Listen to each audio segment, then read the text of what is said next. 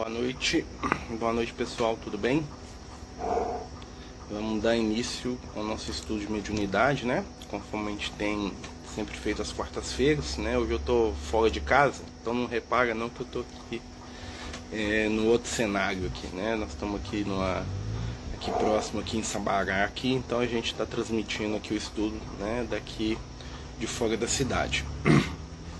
Mas espero que dê tudo certo aí, que a internet não nos deixe na mão, né? Se Deus quiser.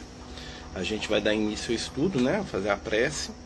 E aí a gente começa, né? Fazer o nosso estudo da noite, né? Lembrando que a gente está estudando a apostila da FEB, né? E hoje nós vamos falar sobre mediunidade e efeito físico, né? O nosso tema de estudo de hoje é a mediunidade de efeitos físicos, tá? Então quem tiver alguma dúvida, alguma questão, né?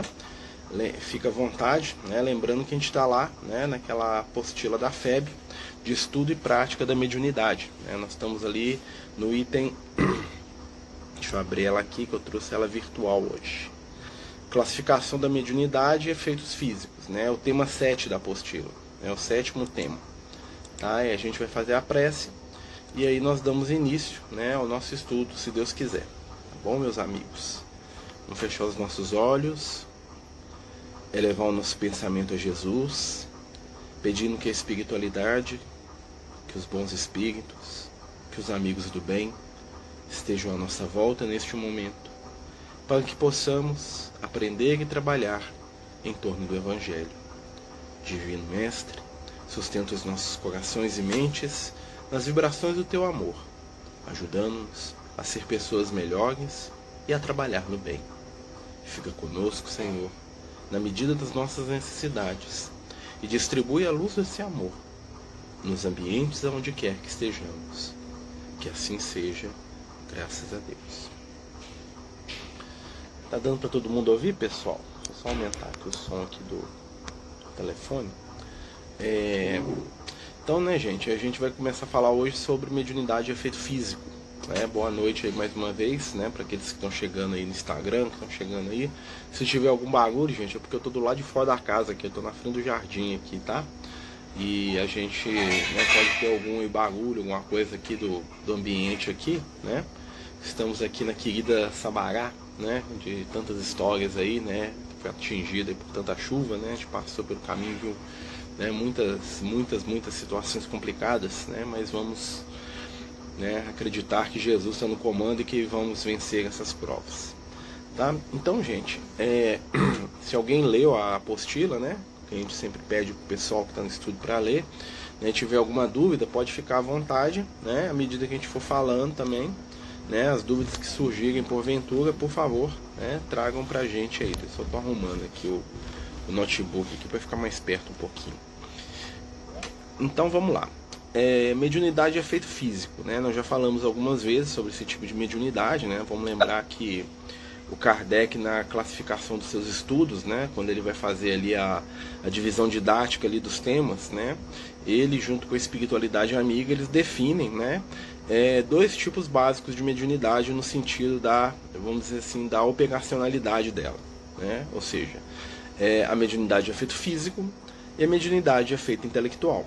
Então a mediunidade de efeito físico, como o nome diz, né, é toda aquela mediunidade que, né, ou toda aquela situação ou fenômeno que impressiona os nossos sentidos, né? Por exemplo, estou aqui fora, aí imagina que eu escuto um estrondo aqui na minha frente aqui, está impressionando os meus sentidos, né? Então um barulho na madeira, né, uma coisa que não está no ambiente, né, um som, um cheiro, né, tudo aquilo que impressiona os meus sentidos vai entrar no campo da mediunidade de efeito físico, tá? Então um barulho, uma sensação física, frio, calor, né? Existem vários tipos de sensações, tantos quantos nós temos, né, os nossos sentidos físicos. Então o médium, ele pode ser impressionado, né, ele pode sentir uma energia e ele vai interpretar essa energia como uma energia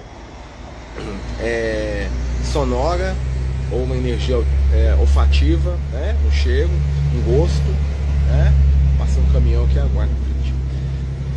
E isso é uma interpretação, Mas no caso do efeito físico, é algo que todo mundo vai escutar. Por exemplo, se tiver uma batida aqui, um efeito físico de batida, qualquer pessoa que esteja aqui do meu lado aqui, ou vocês que estão distantes, mas estão aqui com o aparelho de som ligado, iriam escutar.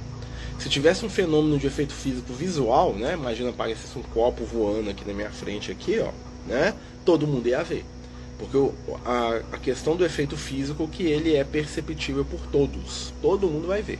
Né? Então, antigamente tinham aqueles fenômenos de levitação, né? Aqueles fenômenos de fogo espontâneo nas casas, né? Quedas de temperatura extrema, quando você notava, né, que tinha alguma influência espiritual em determinado ambiente. Então você vai ver, né, nesses locais influências espirituais das mais diversas. Né?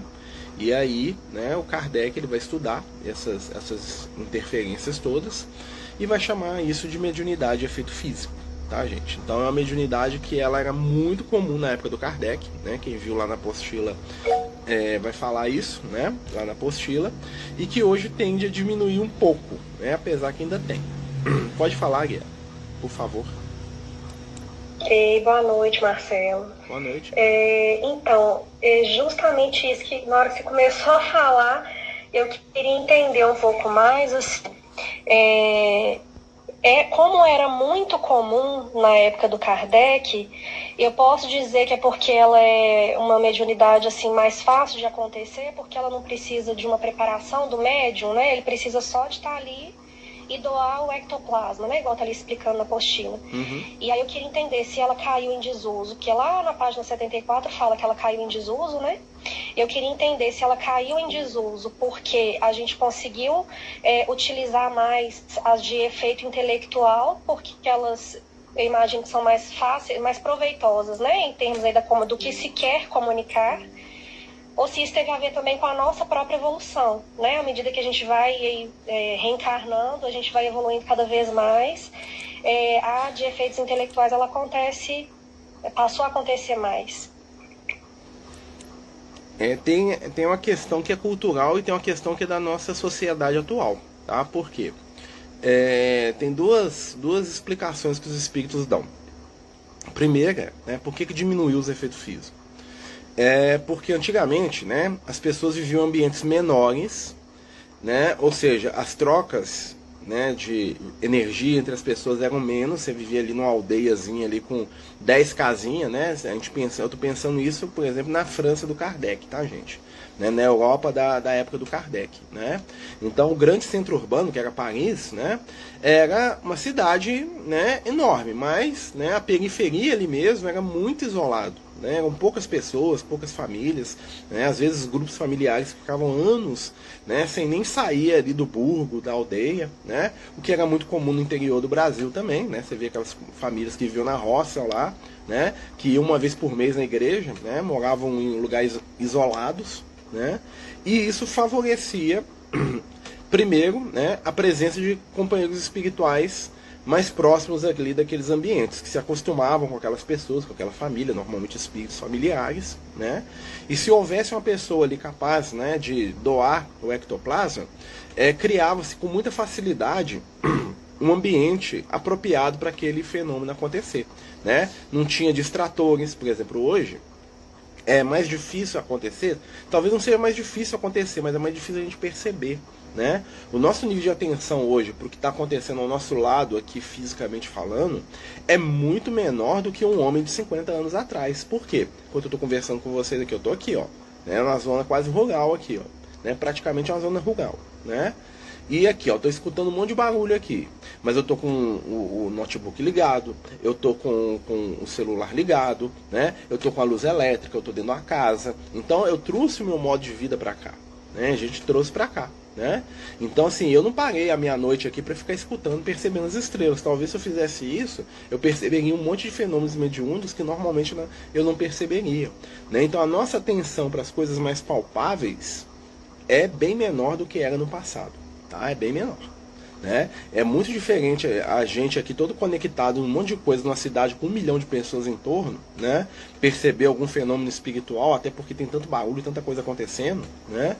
Do que um homem na roça com 2 pessoas que convivem com ele, né? Com seu lampião a gás lá, sem nenhum outro distrator para ele, né, uma coisa para distraí-lo, que não seja um bater papo, um contar as estrelas, um pensar lá que amanhã eu vou ter que, né, capinar o terreno, né, ali abaixo ali da ribanceira, né? Então são coisas diferentes. Então o homem nessa época ele estava muito mais, vamos dizer assim, com muito mais facilidade para perceber as coisas. Hoje a gente percebe muito menos, porque nós estamos sendo, né, nas palavras aí do Lucas, né, ele fala isso comigo, a gente está sendo super alimentado de informação, né? Por isso que às vezes de desenvolver mediunidade é tão difícil, né? Porque nós estamos alimentados de informação com tanta velocidade o tempo todo, né?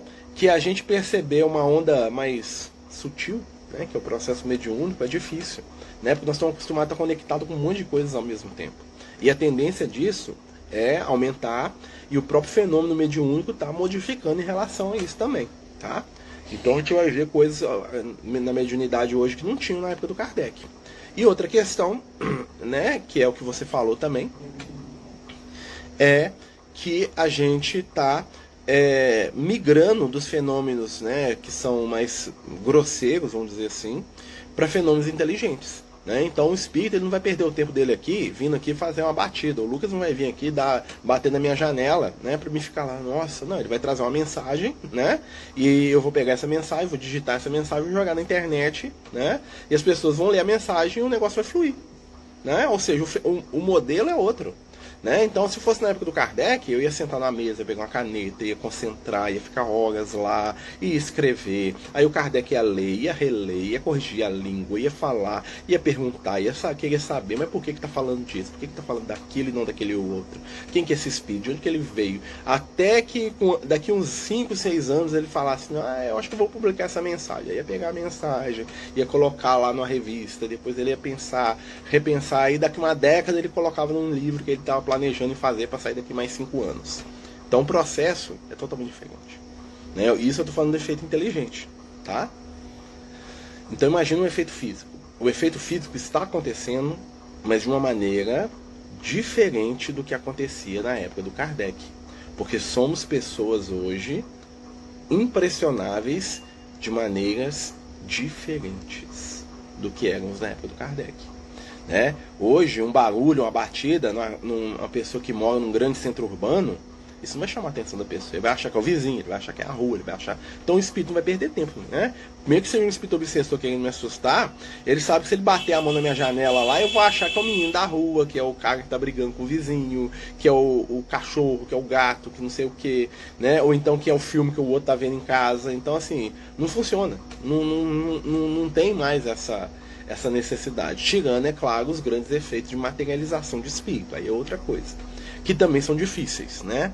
Uma materialização de espírito também exige, né, um outro tipo de comprometimento mediúnico aí que a maioria de nós também não tem, né? E não quer ter também, fala a verdade, né? Você falar pro médico, ó, você ficar uma semana ali, né, um mês ali, ó, totalmente equilibrado ali, ó, sem, né, destratar, sem perder a paciência, sem nada, sem brigar, só empréstimo o dia inteiro. O ritmo de vida da pessoa não permite que ela faça isso, né? Para você ter uma reunião de materialização.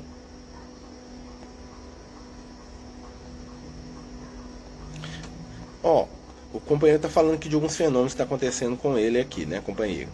Pode ser os espíritos, mas a gente tem que entender o que eles estão querendo dizer, né? A gente tem que ver que o fenômeno mediúnico, ele sempre, ou ele é um fenômeno para chamar atenção, ou então é um fenômeno aleatório. Muitas vezes acontecem fenômenos à nossa volta que nem os espíritos queriam provocar aquilo, mas está acontecendo, né? Eu dou sempre o exemplo dos fenômenos de vidência, né? Então eu estou aqui conversando com vocês, imaginem que aqui do lado da casa aqui, ó, tem um grupo de espíritos que está querendo passar daqui para o outro lado. Eles estão batendo um mau papo aqui, nem enxergam, nem sabem que o Marcelo existe. Mas o Marcelo é evidente. Se eles passarem aqui na minha frente, aqui eu vou ver. Dependendo, é claro, do nível de vibração que eles tiverem. E aí o que vai acontecer, né? Se eu ficar muito impressionado, eu falo, nossa, os espíritos passaram aqui na frente só para mim ver eles, olha só. Não, eles estavam batendo papo, estavam conversando. Eles estavam seguindo a vida espiritual deles, eles estavam saindo do ponto A para o ponto B, sem nem se cogitar com o Marcelo, né? Ou seja, o espírito, para ele ser percebido por alguém, ele pode ser percebido de maneira direta, ele quer ser percebido, aí normalmente ele vai chamar a atenção da pessoa, vai chamar ela, vai tentar conversar, alguma coisa assim, ou vai tentar assustar, né? Como um espírito desequilibrado, né? Ou brigar. Ou então ele simplesmente está passando pelo ambiente, tanto um espírito muito elevado, tá? Quanto um espírito inferior. Tá? Os espíritos, eles não têm, muitas vezes, alguns espíritos conseguem, eles não sabem se a pessoa é médium ou não. Tá? Eles têm que prestar atenção, eles têm que olhar e falar, ó, tá me percebendo.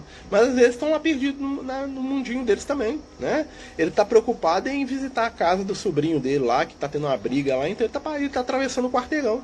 Então se ele atravessa o quarteirão aqui, tem 10 casas aqui, nessas 10 casas tem 2 médiums, né? Uma criança, uma senhora, né? Ele tá preocupado com o sobrinho dele que mora lá no final da rua lá e que precisa de um conselho, ele não tá percebendo essas outras coisas. É igual quando a gente anda na rua, né?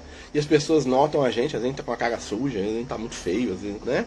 Ou às vezes a pessoa é muito bonita e todo mundo fica olhando, a pessoa nem percebe que estão observando, né? E aí as pessoas falam, viu, passou aqui porque quer ser visto, ó lá, fala aí, eu gosto aqui, ó, né? Passou aqui para chamar minha atenção, a pessoa nem sabe o que aquilo tá acontecendo, né? Então muitas vezes acontecem esses tipos de fenômenos. Tá? E quando a gente fala dessa mudança da mediunidade, gente, né, a gente vai perceber cada vez mais que a gente está saindo dessa mediunidade, vamos dizer assim, primitiva, né, desse barulho, desse som, para uma mediunidade de nível emocional. Tá?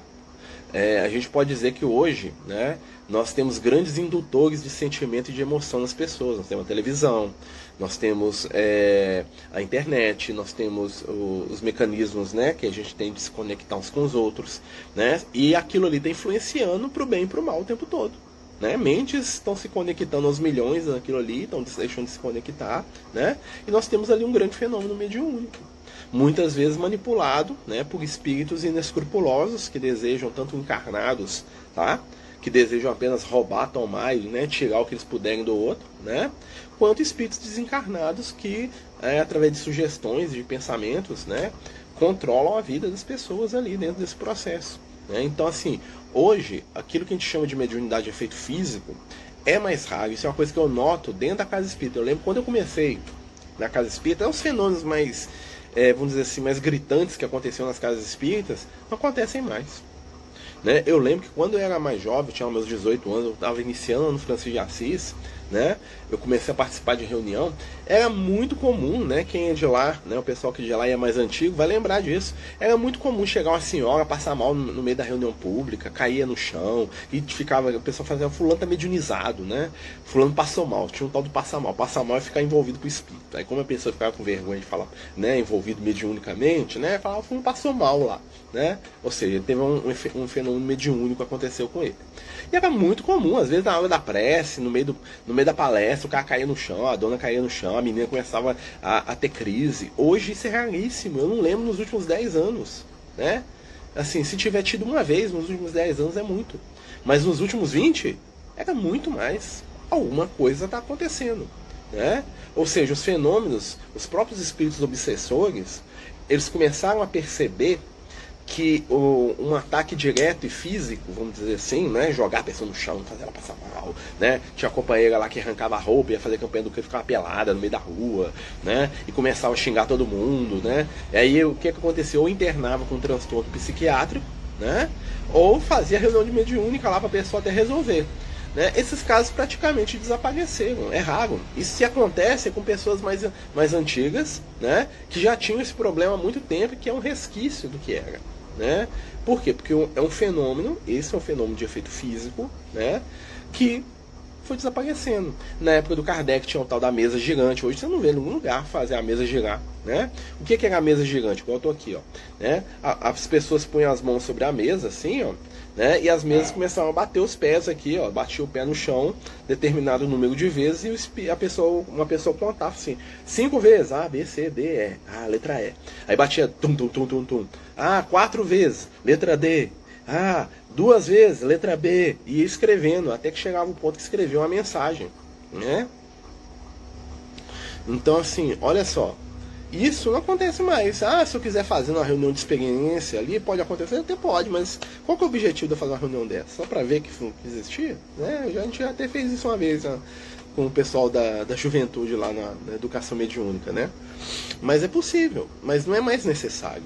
Hoje o fenômeno mediúnico, o médium pega a caneta, né, e escreve. Ou então ele digita no teclado do computador. O Divaldo, desde que o mundo... Olha o Divaldo, né, que já é um cara ali com seus 90, quase 100 anos de idade, já digitava no computador.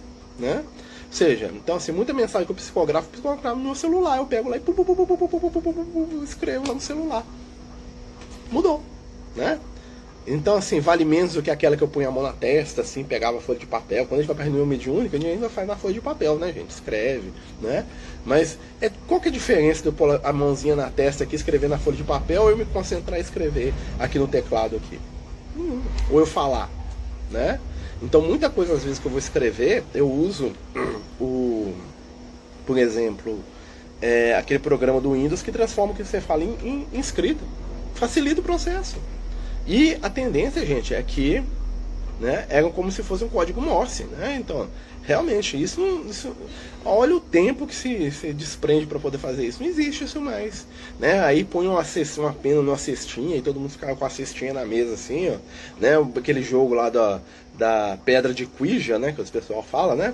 Que ficava a letra A, letra B, sim ou não, brincadeira do copo, né? Aquilo ali é um trem arcaico, gente. É a mesma coisa que eu pegar o telefone aqui e procurar falar assim, não, eu só ligo para as pessoas através de telefonista, né? Eu vou ligar lá para Telemig, lá, ou para qualquer operador aí, Telemar, sei lá quem, lá, o Telefônica lá, e falar assim, olha, eu quero falar com fulano.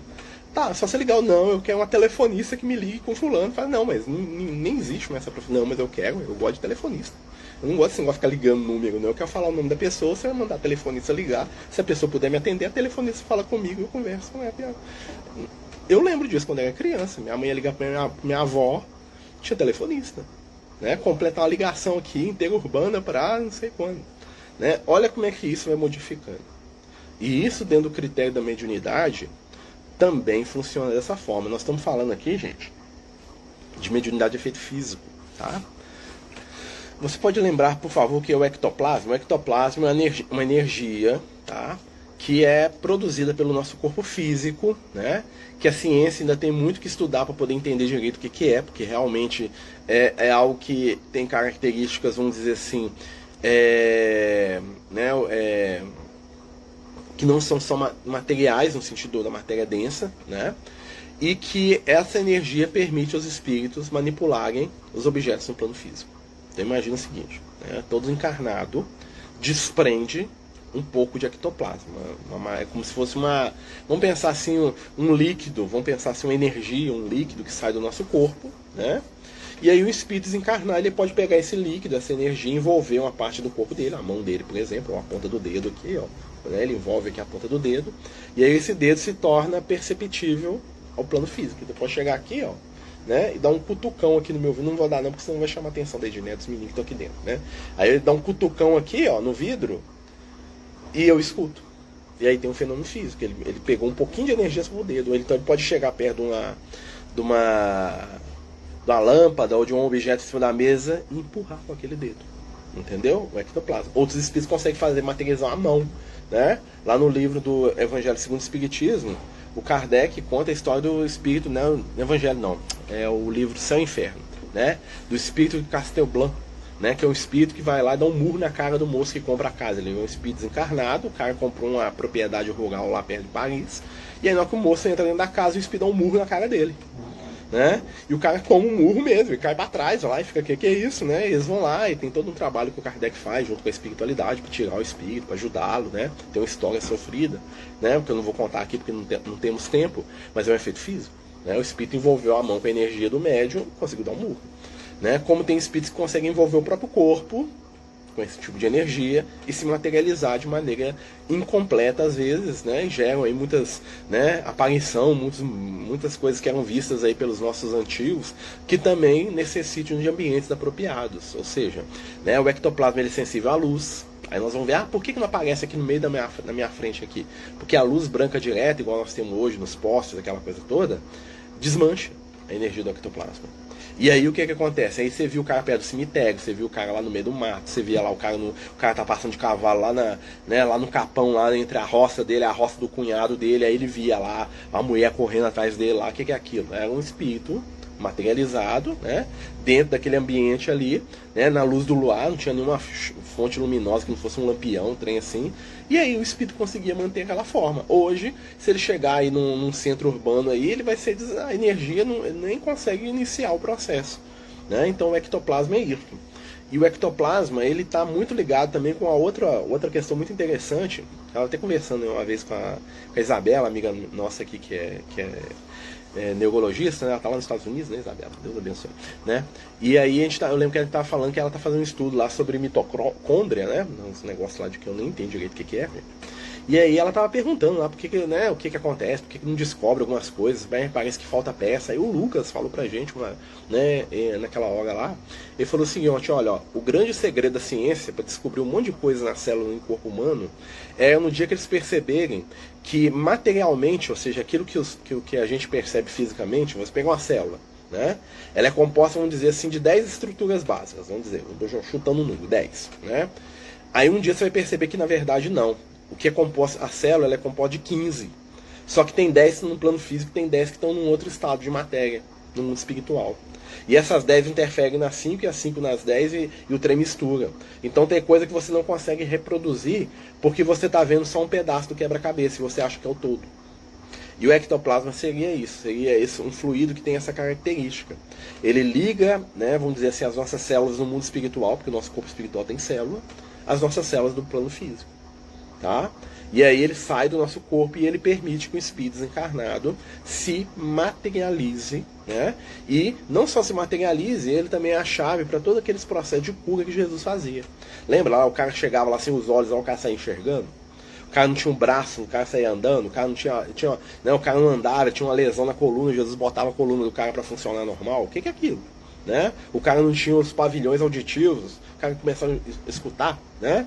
Então quando a gente pensa nas curas de Jesus, né, não eram apenas curas tipo assim, eu tô com uma dor nas costas que melhorou, não. As curas de Jesus envolveu regeneração física da pessoa. O cara tá leproso, né? Ou seja, o organismo, a estrutura física da pessoa tinha perdido dedo, tinha perdido mão, né? A face toda comida de lepra, o cara saía normal.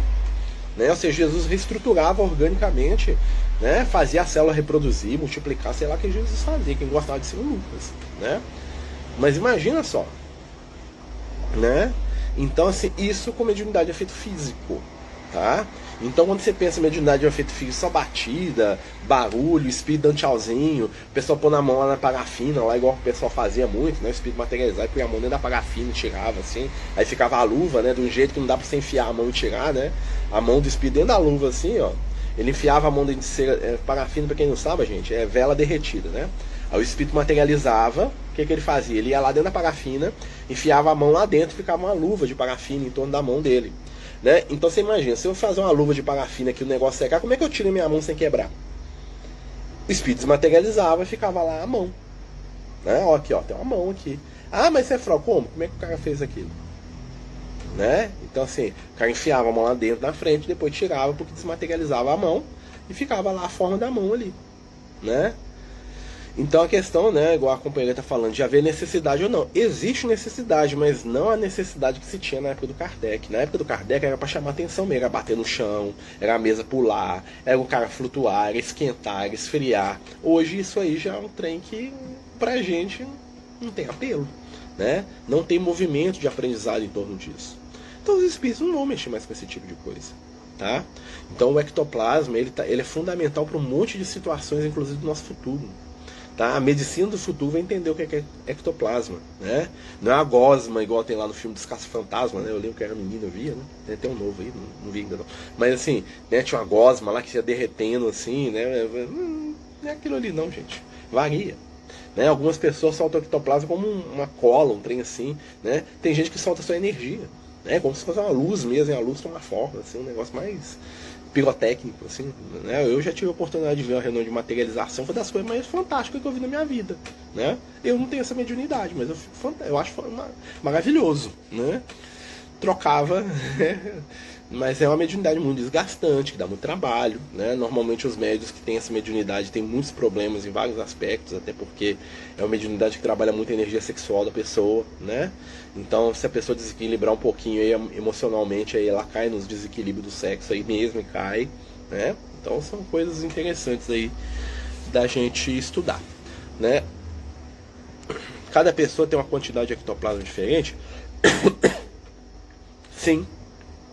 E além disso, cada pessoa pode desprender uma quantidade diferente da outra, tá? Todo mundo desprende algum ectoplasma, tá? Mas alguns desprendem uma quantidade que é ínfima, né? Não é considerável. Outros como é que chama? Dispõem, né? Colocam para fora ali, né? É uma quantidade relativamente grande, que dá para ser um médio cura, dá para ser um médio, né? Então tem gente que tem mais, tá? Então, assim, normalmente, né, o médio a gente descobre isso dentro de reunião mediúnica, que a gente vai ver lá a pessoa começa a suar demais, começa, né, você vê lá a mesa começa a formar desenho, tem uns negócios mais interessantes, né, assim, você vê, assim, né, é muito interessante, às vezes, e normalmente o que acontece? Quando você joga o ectoplasma para fora, depois que o trabalho é feito, você reabsorve o ectoplasma, tá? Até porque você precisa disso na sua estrutura física, tá?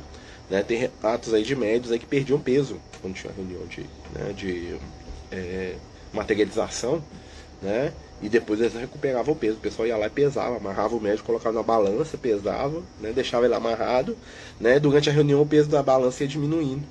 Aí aparecia o espírito, conversava, tem lá o William Crookes, né, que é um estudioso famoso aí, né, descobriu um elemento químico, o cara é famoso. Ele fez um monte de experimento, né? Com isso, tinha uma moça que tinha essa mediunidade e materializava um espírito chamado Kate King, né? Através dessa moça. E aí eu esqueci o nome da moça. E aí o que acontecia? Ele pesava, ele amarrava a médium toda. E aí na hora que o espírito aparecia, ele olhava na balança, o peso da balança diminuía. Ou seja, a pessoa, a médium, perdia massa corpórea, né? E ia pro espírito, na hora que acabava, a massa voltava e falava assim, quase toda. Ele tinha isso registrado, ele registrou. Né? Interessante que até o tecido da roupa, por exemplo, materializava o espírito estava vestindo a roupa. Né?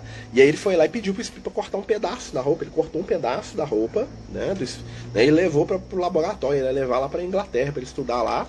Foi quando ele morreu num acidente de trem. Né? Então ele estava levando lá uma parte lá da roupa do espírito, um monte de coisa lá para estudar, e desencarnou num acidente de trem lá e perdeu esses negócios tudo, imagina. Né? E é um cara famosíssimo, né?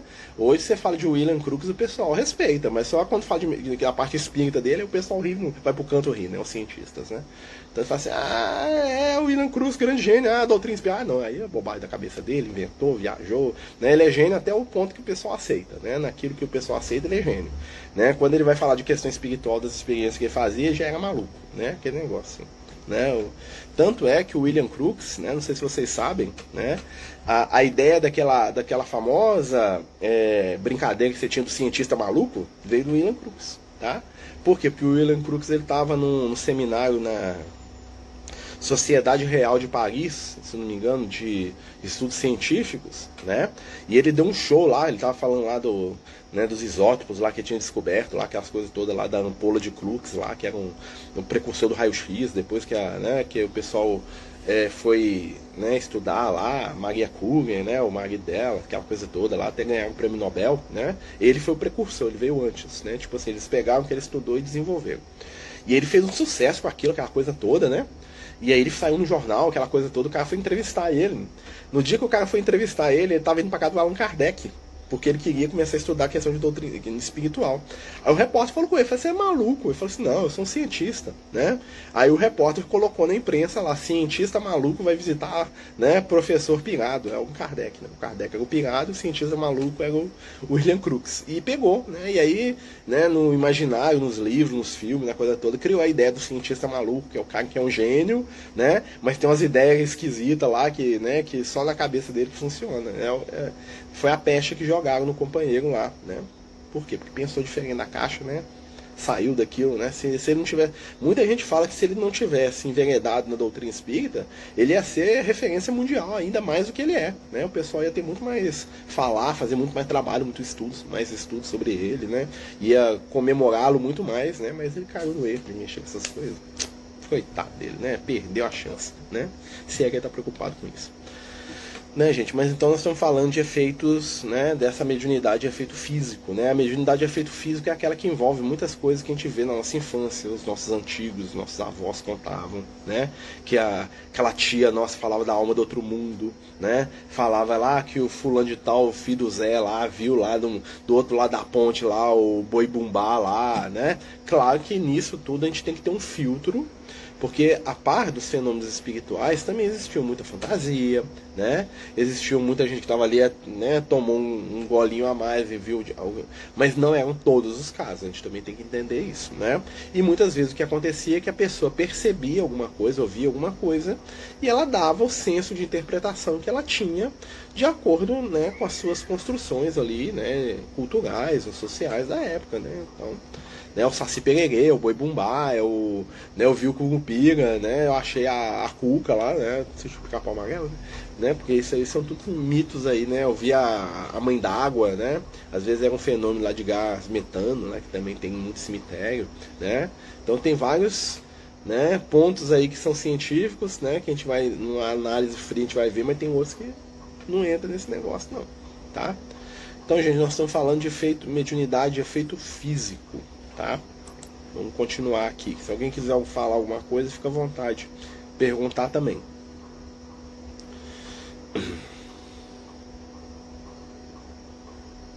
Falamos do ectoplasma, falamos dos ruídos e pancadas, né? Tipologia alfabética, né? O que é tipologia alfabética que está aqui no texto? É o tal do tanto de batida significa um tanto de letra, um tanto de números, né? Ou uma batida para sim, duas para não, né? Tem a história lá das irmãs Fox lá nos Estados Unidos, né, que tinham essa questão, né, que elas estavam conversando lá com o espírito lá do caixeiro que morreu, né, na casa delas, e tal, eles convencionaram lá, né, que, ó, você me fala aí, se for sim, eu vou te perguntar, se for sim, você dá uma batida, se for não, você fala duas, já é uma forma de comunicar, né. Claro que depois a gente sabe que as irmãs Fox caíram aí em descrédito, até porque elas começaram, né, elas ficaram muito famosas, né? E aí o que acontece? Elas pararam de ter os fenômenos, até porque o fenômeno acontecia por causa da irmã mais nova, que nunca acompanhou as mais velhas muito, né? E aí as mais velhas começaram a querer fazer turnê, aparecer pela Europa, pelo mundo para ganhar dinheiro, elas começaram a inventar, né, e fazer fraude aí para poder aparecer como, né, fenômeno espiritual. E pegaram elas na fraude e aí descredibilizou elas muito. Mas os fenômenos iniciais, né, que aconteceram lá em Hydesville, nos Estados Unidos, são comprovadamente reais, tá? O que elas fizeram depois ali, né, em busca de dinheiro, de vantagens, lá, infelizmente, né, aí já é outra história, tá, gente? Ali já foi um desequilíbrio ali das duas ali, né? Lembrando, eram três, né? E o fenômeno acontecia muito mais em torno da mais nova, tá? As mais velhas, elas não tinham muito essa questão, elas estavam lá junto, mas o que o médium, né, quem estuda hoje, né, é até senso comum do pessoal que estuda que o médium mesmo era a irmã mais nova, tá? E as irmãs mais velhas acabaram ficando famosas porque elas eram mais extrovertidas, elas falavam mais, elas tomavam mais conta da situação, né? Elas eram muito midiáticas, assim, elas faziam todo um show, toda uma, né? Então, e a mais nova era mais tímida, mais retraída, né? Então elas tomaram a frente do negócio, só que na hora que elas saíram sem a outra, né? Porque a outra não quis, né? Foi casar e viver a vidinha dela lá nos Estados Unidos. As outras quebraram a cara, né? Tentaram fraudar, tentaram enganar os outros, né? E quem quiser estudar sobre isso é procurar a história daquele mágico famoso Houdini, né? O Houdini, que era um cara que gostava de acabar com os médiums, né? A fama do Houdini era essa, ele era um cara que gostava de fazer truque e provar que não existia nenhum fenômeno sobrenatural no mundo, né? Então acabou caindo na mão dele, né? Fizeram bobagem, né, gente? O passe é um efeito físico? O passista é um médio efeito físico? É uma boa pergunta, né? Nós temos dois tipos de passe. Nós temos o passe espiritual e temos o passe magnético. O que o pessoal chama de passe magnético, tá? É um efeito físico. Por quê? Quando a gente fala passe magnético, gente, não estou falando passe com imã não, tá? O cara amarra um imã na mão e dá um passe, não. Magnético ali quer dizer, tá? É um termo que foi criado lá pelo Franz Mesmer, que foi um antepassado, né, vamos dizer assim, de conhecimentos do Kardec, né? O Kardec chegou a estudar um pouco o que o Mesmer propunha lá, e tinha a ideia do mesmerismo, lá do magnetismo, né, aquela coisa toda, né? E o Mesmer percebeu que a gente tinha uma energia, e essa energia pode ser transferida para outra pessoa, né? Ou seja, né, que é verdade, não do jeito que ele imaginava, né? Mas realmente é possível, né? Uma pessoa pode curar a outra. Tem até aquela frase famosa do Emmanuel, né? Um grande amor pode vir em socorro de um amor menor. Então, um médium que tem a mediunidade de efeito físico, ele consegue curar fisicamente uma pessoa, mais fácil, tá? Por quê? Porque o médium que não tem essa mediunidade, ele vai ativar os centros espirituais da pessoa e vai depender daquela pessoa para poder colocar aquilo para, né, materializar e a energia vir para o corpo físico e produzir a cura. O médium passista, o passista magnético, não, ele joga energia direto no negócio ali. Né? Então o cara que é o famoso, o médium, o passista magnetizador, né? Eles usam esse termo velho, né? É o famoso olhar de secar pimenteira. É o cara que chega num lugar lá e bate o olho na planta, a planta morre. Né? Claro que está desequilibrado. Né? É aquela dona que cura tudo que é doença na base da folhinha. Ela passa a folhinha no cara lá e a reza, né? Normalmente é uma médium magnética poderosa, tá? E não sabe, né? Tá usando dentro daquele conceito lá de, né? De aplicar ali uma benzedura, aquela coisa toda, mas ela faz com tanto amor e ela tem tanta energia que o negócio junta e cura mesmo, cura as doenças dos meninos, e cura lá, né? As espinheiras caídas, né? Os quebrantos lá, que tinha uns negócios assim, né? Hoje nem sei o que é quebranto, pra falar a verdade. Eu já escutei o termo, mas eu não sei, né? E como tem também aquelas pessoas que imbuídas uma energia negativa, de raiva, de ressentimento, de inveja, né? Destroem coisas. Se a gente não tiver defesa, chega aqui, né? Fala, nossa, que computador mais bonito. Nossa, não tem medo de ninguém te roubar esse negócio. Não, amanhã eu roubo o computador do Marcelo. Né? Ah, mas funciona assim, funciona se o Marcelo não tiver defesa espiritual nenhuma. Você já foi instrumento de algum espírito a se materializar em reunião mediúnica? Eu não. Não, porque eu não tenho essa mediunidade. Né? Isso é um tipo de mediunidade. Né? Então, assim, eu nunca tive. Eu já vi.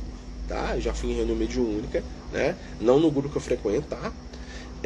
Já deve ter uns 20 anos isso, tá? Eu tive a oportunidade de ver uma materialização de espírito, tá? Foi uma das coisas mais fantásticas que eu vi na minha vida, né? Mas é algo que é aquela coisa, né? Igual que eu tô falando pra vocês, é a minha palavra, né? Então é um fenômeno que é difícil. Ah, filma, mas se eu filmar o cara fala que tem truque, né? É uma coisa que o Emmanuel falava pro Chico, assim, ó, a materialização é fantástica, mas convence a pessoa na hora, porque 20 anos depois a pessoa fala, será que é a cabeça? Será que não é o cara que vestiu a roupa lá e deu um jeito de passar a perna na gente e entrou? Entendeu? Olha aí, né? Olha que eu falando isso, né? Mas já uma mediunidade que se transforma num livro, é pra sempre. Né? Então, essa que é a grande questão, né? Mas eu já tive a oportunidade sim de ver, né? O espírito materializou completo na minha frente, assim, tinha várias pessoas. Eu devia ter uns 17 anos de idade na época, né? Foi num centro espírita lá na grande BH, que eu acho que até fechou, né? E assim, como é que era o nome, irmã? Ele fazia parte do grupo do Irmã Sheila, mas não era o próprio Irmã Sheila, o grande, ele tinha uma ligação. E era um senhor português que dividia as reuniões, seu Raul, eu aprendi demais com ele. Não, seu Raul, Deus abençoe se eu tiver, né? Trabalhou muito na União Espírita Mineira também, o seu Raul. E não era ele o médium, ele era o dirigente, tá? E assim, o espírito materializou um espírito de uma moça, né? Que assim, era uma moça assim, de mais ou menos 1,60 m de altura, né? Com uma aparência que não era humana. Eu posso dizer isso, a aparência dela não era humana. Os olhos dela não eram. O olho dela não era um olho de ser humano. A estrutura física dela não era de ser humano. Tá? Né? Então assim, é um trem até esquisito de explicar. Mas era uma pessoa, ela conversou, ela falou com a gente no português claro, né? Ela escreveu, ela girava assim, ela dançava assim, ela tinha uma, né? Parecia uma, se eu fosse falar assim, seria uma, ela tinha estrutura física de uma mulher, de um adolescente de 12 anos de idade. Só que era a voz, a postura de uma mulher adulta, né? E assim, a forma física dela parecia estar faltando alguma coisa no corpo dela. O corpo dela não preenchia direito. Talvez porque a energia para ela materializar, né, não estava completa. Então ela estava materializada, vamos dizer assim, né, faltando algumas coisas físicas, assim, para aparecer pra gente, tá? Isso no mundo espiritual com certeza não, tá? Mas, deixa eu ver o que mais que eu lembro. Eu acho que foi isso mesmo. Ela deu uma mensagem muito bonita, entendeu? Ela trouxe flores, ela tirava assim, da roupa dela um monte de flor e dava para as pessoas, assim, eu não ganhei, não sei por quê. Eu era jovem, então ninguém liga para os jovens. Não, mas eu lembro que ela deu para as senhoras lá, e assim, foi muito bonito, sabe? Muito bonito mesmo, né? Mas assim, é uma coisa raríssima. Eles fazem uma reunião dessa e deixar alguém assistir, é uma coisa tipo assim, aconteceu uma vez por ano, entendeu? Porque era algo muito desgastante. Eu lembro que era um senhor que doava a energia, um senhor negro, muito, muito obeso, sabe? E assim, um cara assim que tinha uma vibração muito boa, né? E assim, ele saía de lá carregado no final da reunião. Ele tinha umas faixas, parece que ele tinha uns problemas de úlcera, né? Então ele tava todo enrolado de faixa. famoso, mas ele se propunha e ia lá e fazia essa reunião, né? Interessante. Como acontece a prática de reunião mediúnica? Como direcionamos a mediunidade que possuímos para ajudar o próximo? Olha, primeiro não precisa de reunião mediúnica para ajudar ninguém, tá? Nós precisamos da mediunidade. E mediunidade é escolha. Eu vou ser instrumento do quê? Do bem, da luz, do amor, ou do ódio, do ressentimento, da amargura, da briga. Você escolhe. Então na minha casa eu posso ser médium. No meu trabalho eu posso ser médium, né? Posso ser médium da mentira. Começa a pegar mentira aí de um monte de coisa aí, sair espalhando mentira sobre os outros, aí falando mal, né? Tô sendo médium. Posso pegar informações negativas e sair distribuindo. Tô sendo médium, né? Dentro da casa espírita, o que a gente pode fazer? Um bom médium, ele pode ser o quê? Um trabalhador do Cristo, ele pode ajudar na reunião mediúnica, pode trabalhar no passe, né? Pode ser um evangelizador, pode ser um palestrante, né? Que vai agir ali sobre a interferência dos espíritos, não direto, não precisa ficar mediunizado, você não vai dar uma de evangelização mediunizado, né, gente? Mas você vai ter ali o canal, né? A acessibilidade, né? No atendimento fraterno, né? Numa reunião de desobsessão, você pode receber os espíritos sofredores, você pode ser o dirigente da reunião, que também é um médium, né? Que vai ser aquela pessoa que vai receber, que vai conversar, que vai tentar ajudar os espíritos, né? Então, assim, a mediunidade ela se movimenta em muitas formas. Antigamente nós tínhamos os médiuns receitistas, né? Que hoje não tem mais, né? Até porque é proibido por lei, né? Então a espiritualidade não entra em coisa proibida. Apesar que você procurar aí você acha, né? Mas a espiritualidade séria não mexe com isso, não, né? E eles se adaptam muito fácil, né? Nós temos também os médiuns de psicografia, que podem escrever mensagens, né? Podem escrever cartas para as pessoas, podem trazer consolo da espiritualidade. Então, assim, tem muito trabalho, né? Tem muito trabalho mediúnico, né? Tem os médiuns de tratamento, que vão participar de reuniões de tratamento, vão aplicar passes nas reuniões de tratamento, vão visitar as famílias das pessoas doentes nos lares, né? Tem equipe de passe no lar que visita, né? Às vezes a pessoa é muito doente, aí a equipe mediúnica vai lá, aplica um passe, né? Aí a pessoa tem uma mediunidade, ela vai transferir energia, vai dar um passe, vai fazer um tratamento espiritual com aquele companheiro. Então temos muitas nuances mesmo, né? E como eu falei, não precisa da gente estar dentro da casa espírita para fazer ser médium, não. Tô aqui agora, eu tô sendo médium, né? Tô transferindo aquilo que tô recebendo aqui, ó. Ah, mas tem um espírito falando na sua cabeça que eu saiba, não, mas deve ter. Tá vendo a diferença? Eu não preciso perceber o espírito o tempo todo. Mas se eu me colocar à disposição do bem, o bem flui. Nós nos tornamos canal. O que acontece é que muito poucas pessoas hoje desejam ser canal do bem. Por quê? Porque hoje as pessoas desejam ser canal do prazer, que é diferente, né? Então a gente quer ter prazer, a gente quer ter satisfação, a gente quer ter alegria, né? E o que não é errado. Mas quando se torna o único foco da nossa vida, aí nós entramos em estado de sofrimento, desequilíbrio, né? É uma coisa complexa.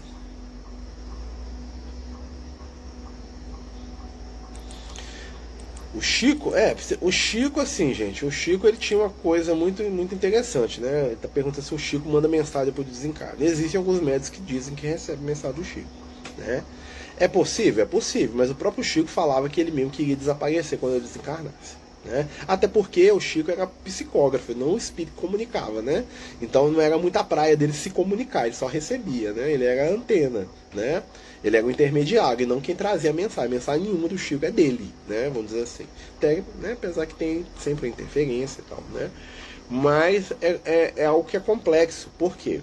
O nome do Chico Xavier tem um peso muito grande. Então se uma pessoa começa a falar que ela está dando mensagem do Chico Xavier, gera muita celeuma positiva, né? Um monte de gente vai acreditar cegamente naquilo, né? E um monte de gente, né? Entojado também, né? Vai bater pesado em cima daquela pessoa, né? Então é mais problema do que solução, né? Então assim, normalmente os espíritos, né, que vão fazer um trabalho de mediunidade, alguma coisa assim, eles meio que focam. Então assim, a missão do Chico e do Emmanuel, né? Então quando o Chico desencarnou, o Emmanuel parou de psicografar. Ah, pode vir uma mensagem do Emmanuel aqui ali? Pode, é possível, claro que é possível, né? Ninguém segura o Emmanuel, né? Mas aquela missão do Emmanuel de trabalho mediúnico constante ali o tempo todo, acabou com o Chico. No sentido assim, o Chico desencarnou, acabou a missão do Emmanuel, né? Então, assim, tá na hora de outros espíritos, com outras ideias, com outros pensamentos, vão desenvolver as ideias. Você pode ver que os espíritos que comunicavam na época do Kardec, Espírito de Verdade, Lamenais, deixa eu ver qual mais lá, Deixa eu ver, tinha tantos, né? Tinha lá o Curadar, você não vê esses espíritos manifestando hoje em dia. Ou talvez reencarnou, ou talvez tenha em outro lugar, né? Mas você vê muito quem? Doutor Bezerra, você vê outras entidades, vai tendo uma mudança, até porque esses espíritos eles vão trocando de papel, né? Às vezes reencarna. Então, assim, eu não lembro de ver uma mensagem do Lamenais aí, ou do Erasto, discípulo de São Paulo, né? O Erasto ele é um cara, né, muito legal, porque toda mensagem dele escrevia isso. Erasto, discípulo de São Paulo, né? Como se o pessoal não soubesse, mas ele gostava disso, né? Meio Erasto era um espírito muito, né? Muito, né? Aquele cara muito cheio de coisinha, né? Muito cheio de regrinhas, né? Muito, né? Pessoal ali, aquela coisa toda, né? Cheio de, né? De não me toques ali, mas era um espírito de luz, né? Então ele escrevia lá, Erasto, discípulo de São Paulo. Hoje ninguém escreve, né? O espírito coloca lá Zé, Maria, Lucas, né? Escreve lá. Né? Na época tinha, né? Então assim, são coisas que vão mudando com o tempo, né? Mas é possível, assim, nada é impossível. Mas é aquela coisa, uma pessoa que escreve uma psicografia e fala que é do Chico, ele vai ter que abrir ele tem que ter uma abertura para ele ser escrutinado por todo mundo que gosta do Chico. Então aquele primo, aquele tio, o filho do Chico vai pegar a mensagem, vai ler e vai falar, isso aqui não tem nada a ver com meu pai não. A pessoa tá pronta para lidar com isso, né? Então assim, é o ócio, né? Se eu começo a aparecer demais, as pessoas vão começar a bater demais. Divaldo faz a mesma coisa que o Chico. Em que sentido que você está falando, amiga? Mediunicamente? Sim, o Divaldo e o Chico são duas pessoas diferentes, né? O Chico ele tem um nível evolutivo muito acima do Divaldo, isso aí tá na cara, né? Assim, mas assim, quanto à mediunidade, o Divaldo o Divaldo é um médium psicógrafo, como o Chico, né? O Divaldo não tem todas as mediunidades que o Chico tinha. O Divaldo não é psicométrico igual o Chico. O Divaldo tem alguma psicometria, que aquela medida é botar a mão nas coisas e sentir, né? O Divaldo muitas vezes sente algumas coisas assim, mas ele não entra muito nisso. O Chico não, o Chico chegava no lugar e contava a história espiritual do lugar inteiro para as pessoas, né? O Divaldo é mais comedido, né? Assim, o Chico ele tinha evidência o tempo todo. O Divaldo tem alguns relatos, mas nem sempre, né? O Divaldo ele tem uma personalidade mais forte que a do Chico, né? Então isso também interfere no processo, né? Então assim, eles têm algumas mediunidades em comum, né? A vidência, clarividência, psicografia, né? E assim, mas por exemplo, o Divaldo ele foca muito na questão das palestras, da fala. O Chico não fazia tanto isso, ele fazia, mas era bem menos, né? Então assim, né? Até porque culturalmente os dois são muito diferentes, né? O Chico sempre foi uma pessoa mais passiva do que o Divaldo, né? O Divaldo é uma pessoa mais ativa, né? O Chico é uma pessoa que pagava para não entrar em conflito, né? Então a fala do Chico era sempre contemporizadora, né?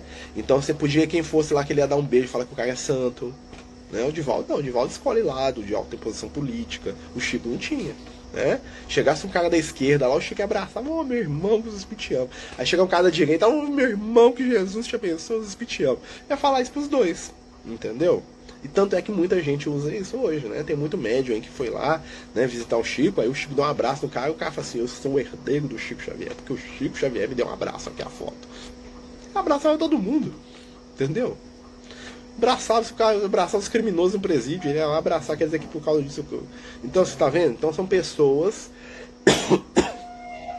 diferentes, com trabalhos mediúnicos diferentes. Em alguns pontos se complementam. Você vai ver que muita coisa das obras do Divaldo, né, trabalham muitos conceitos das obras do Chico. Isso é legal, tá? Você pega lá a coleção do André Luiz. O Divaldo tem uma coleção muito semelhante, que é a coleção Manuel Filomeno de Miranda, né? Que é basicamente uma outra coleção André Luiz, no sentido que o quê? O André Luiz, ele conta a história dele no mundo espiritual, o Manuel Filomeno de Miranda, que foi presidente de uma federação lá da espírita lá do Nordeste, não sei, esqueci o estado, né? Vai contando ele no mundo espiritual, ele encontra, ele vai trabalhar, ele conversa, ele ajuda, ele aprende, né? Então assim, muito semelhante ao André Luiz, claro que são histórias diferentes, mas é muito semelhante, e isso é legal, né? Traz outras visões, outros aprendizados. Gente, nós estamos chegando ao final do estudo aí. Alguém quer falar ou perguntar alguma coisa sobre mediunidade de efeito físico? Alguma coisa lá da apostila que não ficou clara? Ah, tem a tal da pneumatografia, né? Pneumatografia, o que é isso? Pneuma, né? Alma, o vento, né? Grafia escrita. Na época do Kardec tinha uma tal da mediunidade, né? Que também não existe quase hoje, porque é muito fácil de falsificar. Que era o seguinte: o pessoal pegava uma folha de caderno, né, de papel, dobrava, colocava numa mesa, deixava a sala isolada, e quando terminava a reunião em outra sala, às vezes estava tendo um estudo, uma reunião, eles iam lá e tinham coisa escrita na folha, né? Então, assim, essa mediunidade chamava-se pneumatografia. Hoje nem sequer se fala disso. Por quê? Porque é uma mediunidade muito suscetível à fraude, né? Então o menino aprendia a escrever com tinta de limão lá, que o pessoal fazia quando a gente era criança, né? Então ele escreve lá com a tinta invisível, não aparece, e deixa lá um pouco tempo lá, ou joga algum produto lá, o negócio aparece. Ó, o espírito escreveu aqui, ó. Então, não porque a mediunidade não existe, mas sim porque gera muita oportunidade para se ter ali uma fraude, caiu em desuso, mas existia. O que dizer para alguém que está começando a desenvolver mediunidade para manter o equilíbrio? Eu já estou cuidando, viu, amigo? Estou cuidando, tomo remédio todo dia. Isso aqui tá desde a semana passada. Aqui em casa todo mundo tá. O que acontece? Coisa que a gente dizer para quem está começando a trabalhar em mediunidade, falar o que o Liel falou para mim. Um bom médico aqui que trabalha, quer aprender a aproximar dos espíritos de luz, vai para o asilo, vai para a creche, vai carregar a cesta básica, vai fazer atendimento fraterno, vai receber quem precisa, vai abraçar quem está chorando, né? Vai trabalhar para Jesus. Um bom médium, ele vai estar em contato com a dor alheia, consolando, ajudando. Muito menos fenômeno espiritual, muito mais fenômeno físico. Olha o físico aí, né? Com o tempo, você vai perceber que as suas companhias espirituais vão melhorar. Não o tempo todo, né? Porque nenhum de nós, né? A gente tem que ser realista. Mas os espíritos de luz, eles estabelecem vínculo conosco através do nosso trabalho no bem. Não tem segredo. Eu já contei para vocês, eu falo isso 20 vezes, né? A gente conseguiu fazer o primeiro livro aí do Lucas aí, materializar aí com a ajuda de vários amigos aí, né? O Verso do Caminho, né? A gente está pedindo até ajuda para vender, que a gente está precisando, né? Para poder ajudar os trabalhos aí que a gente pretende fazer, né? E eu não esqueço a frase do Liel, estava lá no Francisco de Assis, em 1999, meu pai tinha acabado de desencarnar. Eu entrei pro Francisco de Assis, já era espírita, eu tinha lido que é obra, já tinha mediunidade, conversava com o espírito. E aí a primeira vez que eu vi o Liel, assim, que ele materializou, né? Materializou um sentido para mim, né? Na minha vidência. Lá no Francisco de Assis, né, na reunião mediúnica, eu falei pra ele, nossa, vou escrever livro, você sabe muito de evangelho, eu gosto também, nós vamos dar certo. Não esqueço. Ele olhou pra mim com aquela cara de pai, avô, né, aquelas barbas brancas, assim, daquele... Falou assim, eu trabalho pra Jesus 20 anos. E aí nós conversamos sobre o livro. 1999. Né, o Verso do Caminho saiu agora. Né? Então, assim, 2 anos de atraso, ou seja, 20 anos foi suficiente, não, né? Então, assim, quando ele fez isso, ele não estava me tirando, me dando, quebrando minhas pernas, não, ele estava falando assim, ó, pra gente fazer alguma coisa no bem, nós temos que nos associar, né? E os espíritos de luz vão associar com a gente, não tem jeito. É no trabalho constante da prática da caridade, a campanha do quilo, né? Tem muito tempo que eu não faço campanha do quilo, tô precisando voltar a fazer, né? Até porque, né? Assistência social, doação de cesta básica, chorar pedindo arroz, feijão. Vocês viram a mensagem do Liel de hoje, né? Sobre alimentos. Vira e mexe, ele manda umas mensagens assim. Semana quando a gente tá. Depois que passa o perrengue brabo, né? Não manda antes, não, né? Dá nada.